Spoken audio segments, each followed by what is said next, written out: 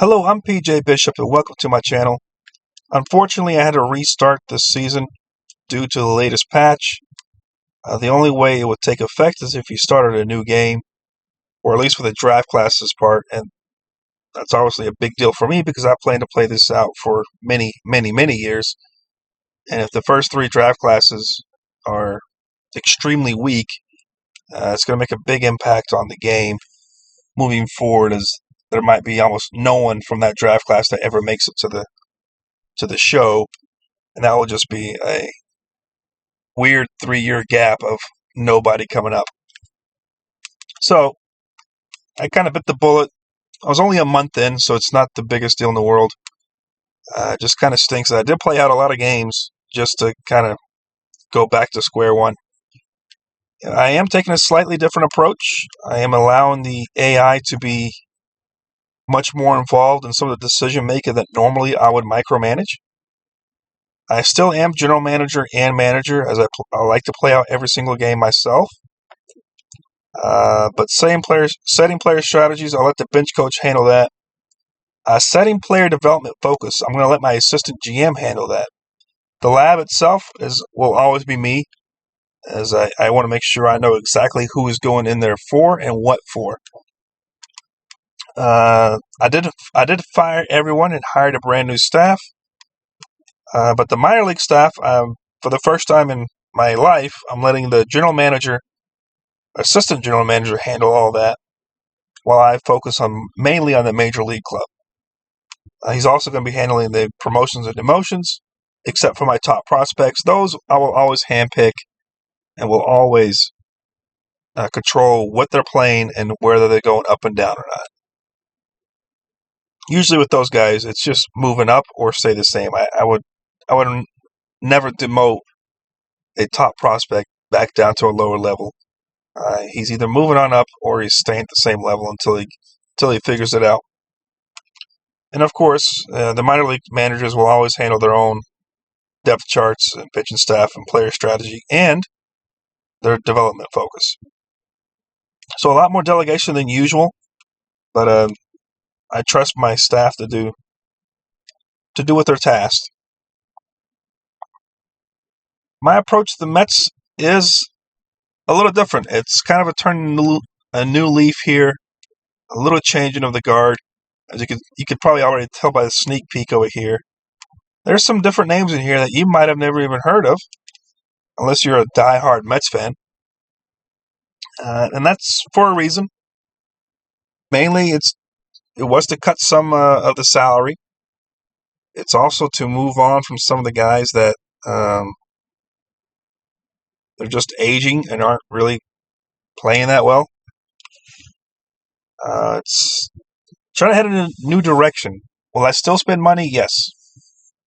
I plan on spending all the money that the owner throws at me. If he keeps giving me more money, I will spend it. But the plan is not to sign guys that are awful. I don't want to sign a bunch of average guys to $14, $15, $20 million contracts for them to be average. Just seems like that's kind of why they're so bad. They're just so desperate to be relevant. Sorry if you're a Mets fan, but they're so desperate to be relevant. They'll sign anybody for a large sum just to be like, hey, look, we signed somebody. Yeah, you signed somebody. Nice. You overpaid for an average player. Good job. Or slightly above average. Nice. So it's like, give us a participation trophy now. Anyway, let's take a look at the front staff. Payroll is still, we're not top 5 anymore. We're 6. Still a top 10 payroll, but probably not anywhere near a top 10 team. I'll be surprised if we get to anything similar to what we had last year, record-wise. Maybe a little worse, maybe a little better. I don't know. But I do like the fact we still have a nice-sized budget. Playing in a huge market is kind of exciting for me. It means I have money to throw around. Doesn't mean I'm going to try to throw around bad contracts, but I will use whatever I have available heading to free agency if there's someone worth signing.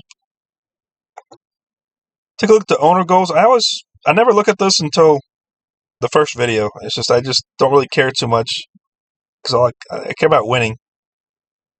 So they do expect or the owner expects a winning record this year. I don't know if that's possible because that is a 13-game swing, and I don't think they acquired anybody in the offseason or promoted anybody that's going to affect a 13-game swing.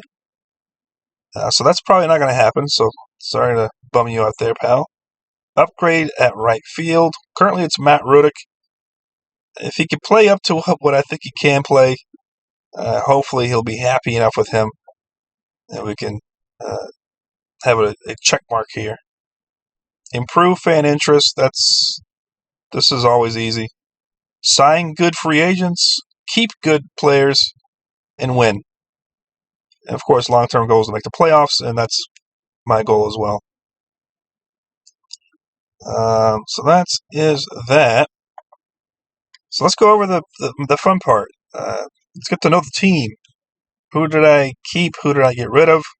Why did I get rid of them? Let's take a look at the pitching first. So the pitching staff. The approach was a little different for my starting rotation. I was focusing more on guys who were capable of striking people out. I wanted the best pitchers, first and foremost. And then from that group, I was interested in guys who were capable of striking people out, not giving up too many home runs. And then their walk rate was kind of my last thing that I was looking at. But still, overall, I wanted the best pitcher that I could possibly have in the rotation. So our opening day starter and my number one starter this year is Jose Quintana. He's a 35-year-old veteran. On his final year, $13 million a year. Now, depending on how he actually plays is whether or not he gets a contract extension or not. If he plays like he did here, or here, obviously, that's phenomenal. If his ERA still hovers around 3.5, in my opinion, he's a keeper. That's a good ERA. Anything between 3 and 4 is going to be a good ERA. Obviously, anything better than that, you're talking about elite level guys. And the lower it is in the 3s is even better too, obviously. But anything between 3 and 4 is good. So if he can maintain that, I don't really I don't give out contract extensions until post All-Star break, as I like to see a greater sample size rather than a couple of months or a month or two into it and give him a contract. Because I want to see how you do throughout at least half a season. So if he can maintain something like that, I would definitely be willing to give him a contract, but it won't be for $13 million. I do not want to pay you $13 million. I just think although it is warranted if you're around 3.5. If he's in the 4s, then no.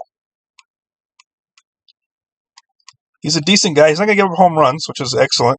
He's really good at that.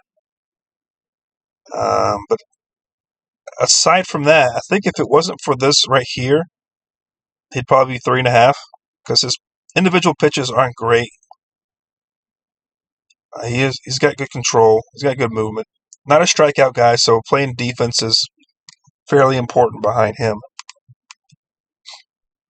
A number 2 starter is Sean Manaea, a 32-year-old veteran.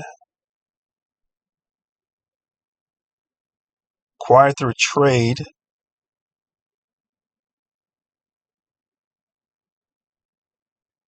Now I think he's good. I like that he can strike people out, that he's got good control. He might be a little home run prone, so there might be some games where you're just a little upset because it just seems he's giving up too many home runs at an untimely manner, which is probably why his ERA is, I'm not going to say inflated. It's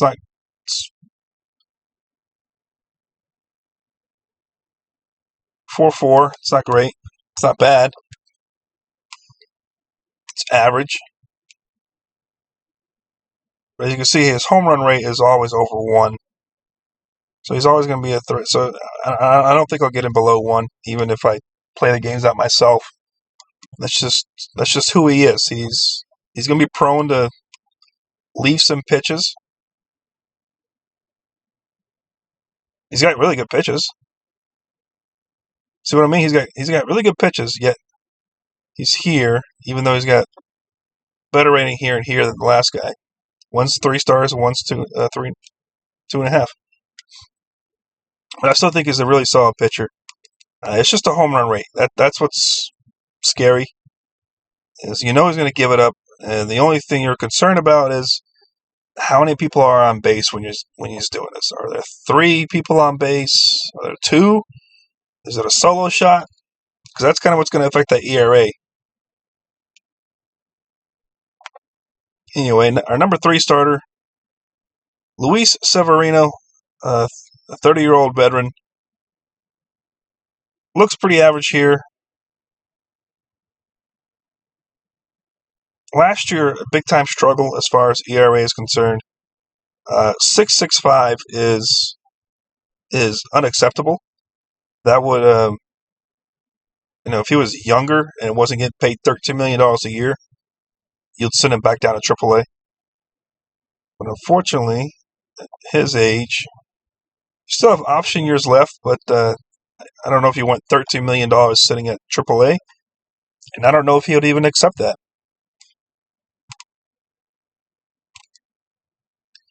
Our number 4 starter is Adrian Hauser, another 31-year-old veteran. So I'm starting to see a theme here with the Mets. A lot of older arms, either in the back end of their prime or definitely past their prime, getting paid a lot of money to be average or below average. Like this is an average ERA, 4.12, in the higher up of the average. That was last year for Milwaukee with a decent sample size. Yeah, he looks he looks average. His individual pitching stats are just atrocious in my opinion. But he's got good control. Shouldn't give up too many home runs. Again, another guy that you got to play defense with. He's a ground baller, so that's good. But another guy we got one of the best shortstops in the game, Francisco Lindor.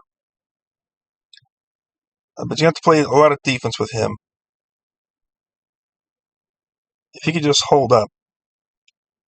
And our number 5 starter is Tyler McGill, our youngest pitcher of the group, 28 years old. Finally, someone not getting paid millions of dollars. And there's a reason, because he looks fairly average. Last year, and the only guy that played for us last year that's currently healthy. That is nearing still an average ERA in the 4s, 4.7. So fairly average. Again, a good sample size, so you're not getting. So he's an average pitcher, is what you get. But I can live with that with my 5th, my 4th and 5th guys being average. It's just the fact that my top 3 guys are also not that far off from just being average. So the entire staff really is hit or miss as far as the starting rotation. This is what concerns me. We don't have a true ace. Like him being the number 1 starter at just 3 stars scares me. Because the level of inconsistency I'm going to get out of this is just insane. He could end up being the best pitcher, or he could end up being the best pitcher. Like, it's just hard to tell who will actually end up being good and who will end up just being bad. They're all fairly in the same category. At least my bullpen, I kind of know what I'm getting. So let's take a look at the bullpen, starting with our closer and the clear-cut stud. And that's Edwin Diaz, 30-year-old veteran, worth every penny in my opinion. I just wish we had a better team for him to close for, to give his saves more meaning. I don't know if he'll get too many opportunities with the team that we currently have constructed. But he's still fairly young enough, and he's a closer, that perhaps by the time he can build his team up. And of course, if I keep getting money, free agent money, then I'll be able to maybe sign a guy or two that can make a difference. He did miss all of last year due to an injury. That's no secret. I think we all know that. But when he does play, he's obviously extremely 1.31 ERA is it's nearly unheard of to be that good. And a strikeout rate of 17.1. So he's nearly approaching. So when he plays his one inning, if he plays 1 or 2 innings, he's basically striking out two guys, and the other guy is likely to get a hit. So he's playing extremely well that year. Man, it's always consistent with another year. If I can get this guy here, just a little down year that year. But if I can get this guy right here, we have at least an excellent closer. And our number 2 closer, setup man, is Nathan Lavendor. Yes, you're seeing he's young, 24-year-old, called up this year. I think he's ready, in my opinion. I love his stuff. His home run rate is going to maybe improve a little bit more, but I think he's got elite level stuff. He's got 3 good pitches to go with. It's been pretty decent down in the minors. 3.27 ERA is good. It's a good ERA. Now I don't know how that will translate over to the show. I still think he has the stuff to be good. Maybe a little home run prone. As you can see here, 1.4 is a lot. So that's slightly concerning, but I think he's got a lot of upside here with his strikeout stuff. And maybe, who knows, development lab, stick him in, let's work on his movement. And we got ourselves another high-end closer type player. And our third setup man is going to be Austin Adams, a 32-year-old veteran on a really good contract. Again, elite level stuff. Home run rate, that is concerning, and so is the control. Definitely not a guy you want to bring in with men on bases, on base, because he will probably end up walking somebody himself. As you can see here by his walk rate, 4.2, that's a lot per 9. And his home run rate is also, even though he's not giving up a lot of home runs, so I'm not sure what they based it off of. Maybe his minor league history. But they have his home run rate to 45, but he's really small sample sizes. Well, last year he didn't give up that many, so not really sure what it's based on. But he's 32 years old, so I'm sure he has a history of doing it. So that is my only concern, is his giving up a home run, untimely home run, and of course his walk rate. And let's take a look at the rest of the bullpen. So take a look at Christian Scott. He's a middle reliever and a follower. So some of the guys do have secondary jobs. This is mainly only if I get a guy that gets hurt, or maybe the rotation is slightly off skew due to a call-up or an injury, and the main starter is not quite rested. Maybe he'll go 2 innings, and then I'll put in Christian Scott. I get another young kid that I called up from AA. He didn't even play, so skipping AAA completely and coming up. I'm not too concerned, because the things that I do like about him is he's got good control already, and he's also pretty decent on the movement part. The rest will come later, so he's going to end up developing while he's playing. But this is where I have the best coaching, since I hired the staff for the Major League. But if you look at his career here, the last year, well, aside from low A, but that was only 2 innings, 2.47 ERA, that's elite ERA. Now, that's AA. That's not going to translate. I don't know what this will translate over into this year, but fact is, he's proven that he can pitch very well. So I am excited for that part. And he's young, and this is kind of the trend. You're going to start seeing some younger guys that you've never heard of, as we're trying to shed some of the bad contracts, leave space open to sign new guys, and also gives younger guys an opportunity to play. That we're sitting behind, guys that obviously you're not going to call up a 24-year-old who's not getting paid and then somehow bench a guy getting paid $20 million a year. You're paying him, you're going to play him. So I'm trying to change that narrative here. Our next middle reliever is Phil Bickford.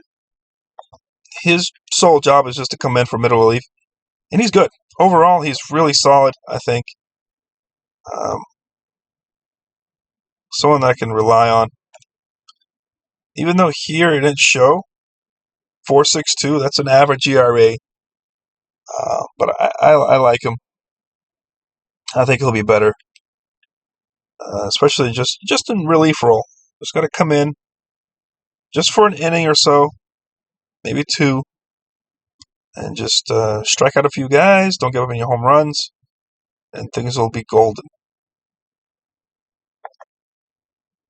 Then we have Michael Tonkin. I do like him. He is an excellent reliever, and I have him as a specialist. I believe it's against righties. Yes, he is a right-hand specialist, as he does have good stuff. Last year for Atlanta, average ERA, but I think he's a great deal for $1 million. I think, as far as the bullpen is concerned, he's got above average control, above average movement, and his stuff is actually pretty good. And he's a right-hand specialist, so maybe if I need to get that high leverage situation, we got a righty up, maybe a couple of righties up, he can come in and take care of that. And hopefully we can leave with the lead or slow down some of the bleeding if it's one of those innings where you're just getting kind of hammered. Then we have Jorge Lopez, just standard middle reliever. 31-year-old veteran. Again, some of these are, at least they figured out how to sign a bullpen without spending way too much money. Nothing special stands out. I mean, his ERA was above average last year. Atrocious for Miami, and then above average for both Baltimore and Minnesota. So really everywhere he went, he wasn't playing that well. That was last year. Year before, more of an average pitcher. And then, of course, I guess for Baltimore, he was pitched elite. But for Minnesota, he was an above or an average type of pitcher. From what I see here, he should maintain something average. He's got good control. He's not going to give up too many home runs, and he'll have a decent little strikeout rate. So he should be okay. He's not my top choice, and he's not my last choice. And then our last reliever, and also a reserve setup man, is Brooks Raley, 35-year-old veteran. Do like him a lot, as he's got good strikeout stuff. He's not giving up home runs. So he's someone that I would feel really comfortable putting in with bases, even if it's like 2 men on base, even bases loaded kind of situation. Because I feel confident enough that he's not giving up a home run, that he's not walking the person, and there's a good possibility he's going to strike someone out. So he's really, if he had better stamina, he could have been a starter. Which I guess in this version you can improve their stamina. I don't know how big of a boost you get in that. I feel like it might take a long. Can you improve their stamina? I can't remember that. I feel like you should. I don't know why you couldn't. Because he's got 4 pitches. That's enough for a starter. He's got a good mix. He's got good. That will go down a little bit if he's a starter. But the home run rate is fine. The control rate is fine. He could be good. But he's 35 years old, so I think it's past that point now. But last year for us, that's an elite level ERA. So yeah, that makes a ton of sense. I can see that. So elite level ERA, and hopefully can maintain that and be one of our better relievers. So the pitching staff is, I like my bullpen more than I like the starters, because the bullpen you can kind of tweak and you can put them in situations where you feel they're best successful at. The starting rotation, unfortunately, they're up against the entire lineup. Hopefully twice. You would like for them to at least go twice, if not 3 times. But it's just, as I said, it's mostly guys that it's almost like they're all the same player here, 1 through 5. Not a lot of difference in talent level. And just no clear-cut guy that you just wish that you're coveting that you wish you could have. Like if any of these were free agents, you wouldn't be like, oh, I can't wait to sign Adrian Hauser. And then let's take a look at my lineup, the main lineup, the right-handed lineup. You're going to see some names that you probably never heard of, and that's okay. By the end of the year, I guarantee you, you're going to be like, oh, this guy's pretty good. I'm going to put him on my fantasy team. Don't do that, because he probably will not get called up. So our leadoff hitter and our right fielder is Matt Rudick, 25-year-old, going straight from, well, I guess he got demoted. He was in AAA for a little while. But going straight from AA to the majors, skipping AAA altogether, sort of. Again, he did play AAA. Now, how good is he? I don't know. I truly don't know. I do believe that he could succeed. I like his I rate. I like his avoid K rate. He's got decent enough bat-to-ball skills. He's not a power guy. But he looks like he should be able to get on base. Just looking at him through a ratings scale, I feel like he should be able to get on base. And he was doing it well last year at AA. He had a .414 on-base percentage, which is really good. I mean, that's what you kind of want with your leadoff guy. Up in the 400s is excellent. And I like his ratings. He's not going to strike out, and he should get some walks. And he's got decent enough contact, so he's either going to get on base, either throw a walk or throw a hit. So if it's a single, it's okay, because he's able to steal bases. He's got good stealing ability. So you're looking at a guy that can very well be a excellent leadoff hitter. Is he Mookie Betts? No. Is he going to smash home runs and get on base? No. But as far as what I want him to do, he should be able to do it. And he doesn't cost me millions of dollars. He cost me $740,000, which is, by the way, the new minimum this year. So feel bad for their minimum wage. Their minimum wage is $740,000. Our number 2 hitter and our third baseman, is Jeff McNeil. Not great at third base, but still enough that he qualifies. Now, he's here because of his bat-to-ball skills and his elite ability not to strike out, and his really good hitting ability. As I expect him to have a high average, and I expect him to help advance that leadoff runner, and himself to be at least capable of getting on base.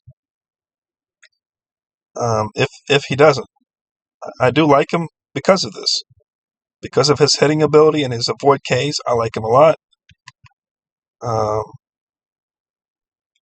Kind of expect a higher average, more around the 300s with a guy like him. So we'll see if that plays out this year or not. Because if he's more like 2022, then he's going to be an excellent number 2 guy for us. Batting third is center fielder Brandon Nimmo. I like him because he's just a good hitter. Is he great at anything? No. Is he really good at anything? No. But he's overall a good hitter. And if he can hit at an 829 OPS, I'll be fine with that. This is a good OPS.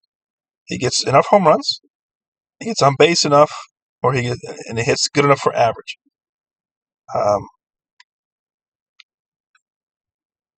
Again, nothing amazing about him. And he's able to steal bases, and so my first three guys are all able to steal bases. So that's also important to me, as I'm highly aggressive with that. And in my opinion, he's a good center fielder, even though it doesn't show as much here. He is. I like his range. I like his air. I think he's good enough defender, and he's a good enough offensive player to give me tons of value. So I do like him at 3. At number 4, and probably no surprise, is DH. Peter Alonso. Yes, I did move him to DH. This allows him to not be as tired, which hopefully keeps him in my lineup more. As you can see, he's a home run. He crushes home runs. 37, 40, 46. Hopefully he can get another 40 plus for us this year, as he's got really good power. That's his thing. He's a home run hitter, and he's got decent bat to ball skills. So he's not the worst at that. You're not going to see him, even though last year his average was down. I think this is a down year for his average. I think he should definitely be more around at least north of 250. I don't expect him ever to be around 300, but north of 250 and still smashing 40 home runs, that's elite level production in my opinion, because you're going to get your RBIs, because the guys ahead of him should be on base. And I know he's a free agent this year. I plan to re-sign him, but again, it will not be until post All-Star break, just to see how everybody is doing. A number 5 starter and our catcher is Francisco Alvarez. He looks like he could be really good. This is why I love the development lab. I think in the offseason we'll like to work on his catching ability, just to get that, because he's going to have good power. He's going to have really elite. He's going to be elite level power kind of guy.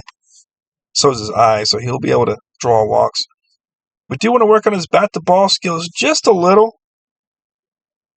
That would make him an elite level hitter if he can just improve his contact just a slight, and so he's not striking out 110 times a year. And he's getting a higher. I like to see an average higher than 209. I don't want to see him hovering around 200. Even if he's average around 250, I'm fine with 250, as long as you're hitting home runs. Because last year, if you see, he hit 25 home runs, despite an average of 200. So he's got the power. The power is there. It's just we got to lower the strikeout rate and be a little more impactful than just home run or nothing. Because if you do that for too many years, you quickly become much and much less valuable. Batting number 6 and our second baseman is Wyatt Young. Again, another guy that I like because of his ability to hopefully get on base. This guy is kind of wasn't AAA last year, didn't light up AAA, but I do like his ratings, because the year before he was excellent, as you can see here. So last year stunk, but then you look at 2022, on base percentage of 446. If he can get anywhere near that, which I don't expect, obviously, going from AAA to the major leagues,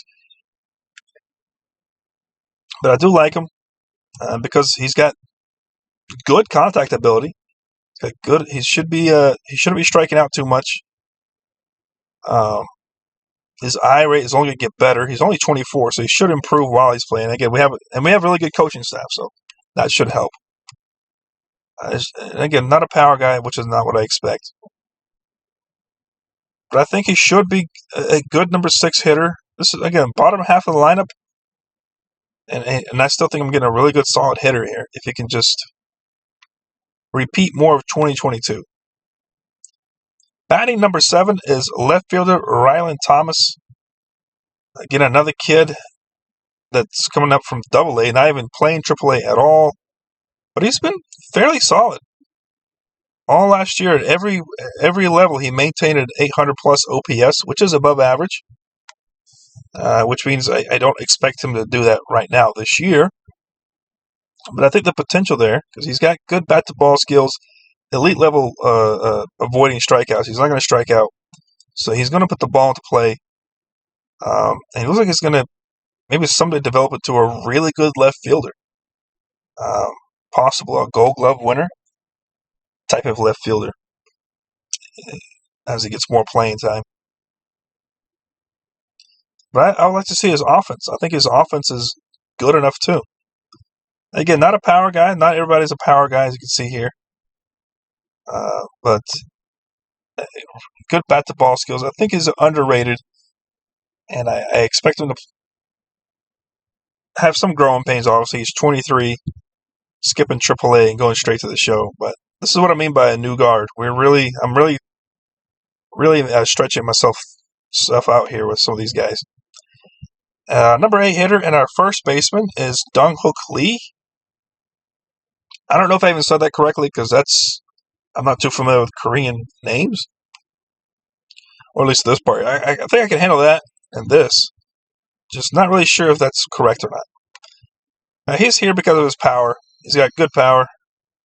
Where's his power? A little above average power, but he's got good gap power as well.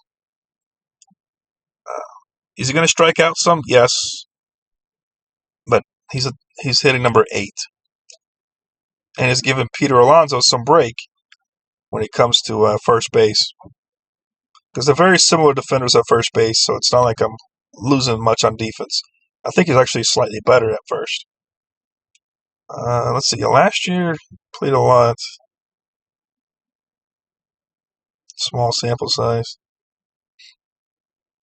If you can play like he did in Pittsburgh, which is okay.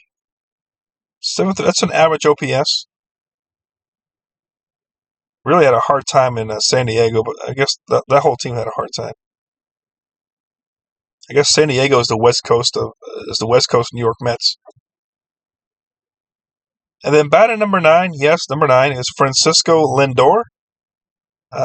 He's here because I always like to protect my number 1 hitter with someone who's also able to steal bases. This way, I don't put if Dong-Hook Lee somehow gets a hit or walked, he's going to prevent my entire 1-2, and possibly 3 guys from being able to steal bases. So with Francisco Lindor coming in at number 9, this at least turns the roster over with guys who are all capable of stealing bases. And he's a pretty good. He's here more for his defense, as you can see here. His OPS has always been pretty much average. Cleveland, that's average. That's average. That's getting higher in the average category. And then last year, slightly above average. But for the most part, he's here on his defense. Overall, solid hitter. Dangerous on the base pass, but elite level defense, as you can see here by his past Gold Gloves. Even though it's been a long time, 2019, it still doesn't take effect. And he's actually got Platinum Sticks awards. So it must have been better when he was younger. Although he won it last year, of course, last year. As a shortstop. But yeah, he's excellent. And I don't think I've ever had a shortstop this good in any of my saves. I've always had guys that were like better offensive players than defensive players. So yeah, that's the lineup. Some new names that you might be going, what the hell are you doing? You were gonna sabotage yourself and lose every game. And then some guys that you're like, all right, I can see that. So hopefully it works out for us. I guess you want to see who is on the bench. We also have Jose Iglesias on the bench, 34-year-old veteran. He's here because he can play shortstop. I try to make my bench capable of playing every position of as much. I like utility guys. Personally, on my bench, I love guys that can play all the infield positions or all the outfield positions. And then if you're someone that can play infield and outfield, you've always got a little. You got my heart. Center fielder, we got a Rowdy Jordan. This is what I mean. He can play all the outfield positions, and he can actually sneak in at second base. And he's decent. All around, he's decent. I like it. So he's as far as a utility guy is concerned, I like it. stick him anywhere in the outfield and slide him in at second when you need him. And he's capable of being dangerous on the base pass, and looks like he's a solid hitter.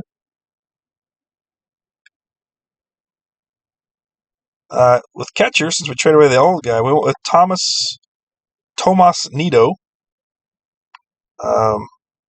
Kind of on the older side, but he's here more because he is good at catches. Offensively, he's not that great. But when Francisco Alvarez is tired and he comes in, his thing will be more on the defensive side. So that's kind of So I'm trading off one guy, pure power and home runs and offense, with above average defense maybe, and this guy is more defense and giving up on an offensive side. But it's only maybe a third or less game, a quarter of the games a year, so it's okay. And then the last bench guy, I believe, is it 4 bench guys? It's Harrison Bader. He does start against lefties, though. He's an elite center fielder. So having him here, offensively, not as good. Maybe not as good as he was in the past or what they hoped he would be. But elite defender at center field, which is still a position of importance when it comes to defense. How did he do last year? Yeah, he's struggling.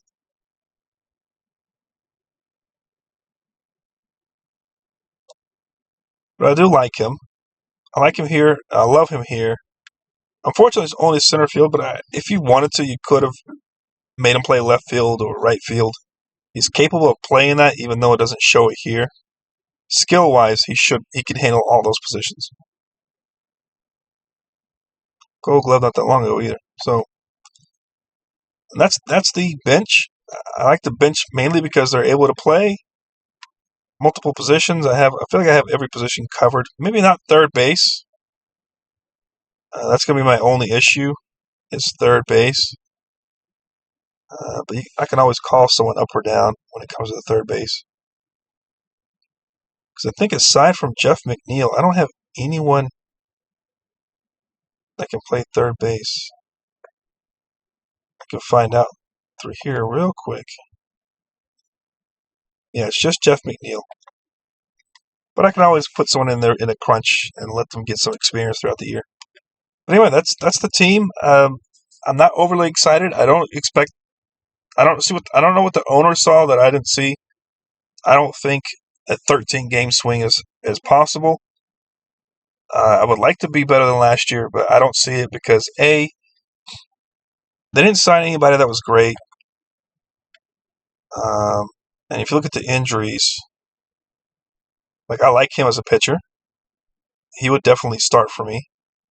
So there's one guy out. There's 2 guys out.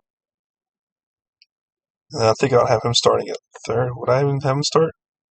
I like him a lot, yeah. So already with 3 guys out. He would have been the third baseman. So definitely missing some starters already to start the year. Especially in the missing 2 guys out of here. Still missing a third baseman. We'll have to upgrade there. But anyway, that's the team. Oh, top prospects. I'm sorry. I forgot to go over that, guys. This is where it's not that exciting. Their top prospects are really set. Not a single pitcher, which just shows you how bad they're developing pitchers over there, which explains why they're signing so many average guys to horrible contracts. They just don't have anyone. There's no immediate help. It's just is the worst part. And then the guys are here. None of them are overly exciting. So you got catching Kevin Parada, who in real life is kind of getting worse as a prospect. As you can see here, last year struggled.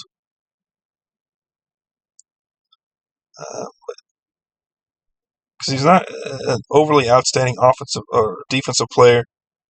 And from what I see offensively, it looks like he's going to be more of a power guy. So him and Francisco Alvarez he's like a worse version of Francisco Alvarez. Really all across the board. Defensively, slightly the same or worse. Then offensively, definitely worse. nothing exciting there. Third baseman is Brett Baty. Now, I'm disappointed in him in real life because I traded for him when he was a prospect,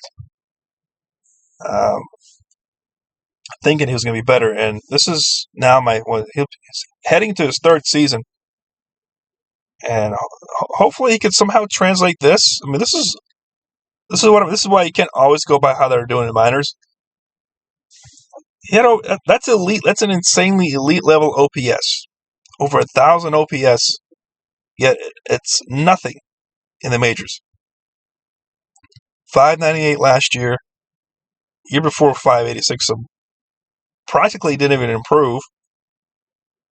But he's still got some potential, and he's at third base, which we kind of need. He could be a good overall hitter if he can just figure out what to do. Like I just really don't know why he can't figure out in the pros. And here's where we get a little heavy with the outfielders. They have left fielder Luis Angel Acuna. That's the younger brother of Ronald Acuna. I don't know if he'll ever end up being that good. I doubt it. It's kind of a lofty expectation to live up to now. He looks like he's not a power guy like his brother. He can steal bases like him. But he's more of a hit for average kind of guy, and then make his presence felt on the base paths. That's how he gets himself in the scoring position. Then left fielder Drew Gilbert, who just looks like a solid player overall. Offensively, he could be good. Could be a good leadoff hitter someday. I'd like to see him improve his speed a little more, which again, something we can do in the offseason and in the development lab. Because I think he could be a good leadoff hitter. Good, solid leadoff hitter. And then we have right fielder Ryan Clifford.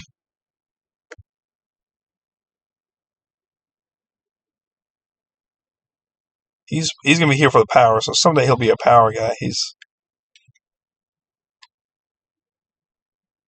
his strikeout rate is going to be pretty bad. So he's going to be one of those typical right fielders. Right fielders, you kind of expect him to have a power bat. So he's fitting that profile very well. And then our last right fielder is Jet Williams. Supposedly my best prospect here, the only guy that's 5 stars.